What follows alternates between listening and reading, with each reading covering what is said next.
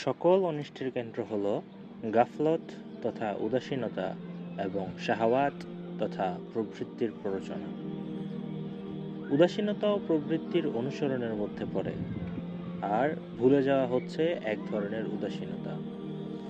কারণ আল্লাহ ও আখিরাত সম্পর্কে উদাসীনতা কল্যাণের দ্বার বন্ধ করে দেয়, যা কিনা জিকির ও সতর্কতার মধ্যে নিহিত। এদিকে প্রবৃত্তির প্ররোচনা অকল্যাণ, বিস্মরণ ও আশঙ্কার দরজা খুলে দেয়। এতে অন্তর একরকম খেয়াল খুশির জিন্দেগিতে নিমজ্জিত হয়ে যায়। তারপর ধাপে ধাপে সে আল্লাহ সম্পর্কে উদাসীন হয়, গায়রুল্লাহর অনুসরণ করতে শুরু করে, আল্লাহর জিকির ভুলে যায়। এমনকি গায়রুল্লাহর মধ্যে এতটাই নিমজ্জিত হয়ে পড়ে, যাকে বলে যার পর নাই বেপরোয়া। একদিকে মনের মধ্যে দুনিয়ার প্রতি ভালোবাসাও তৈরি হয়ে যায় সীমাহীন,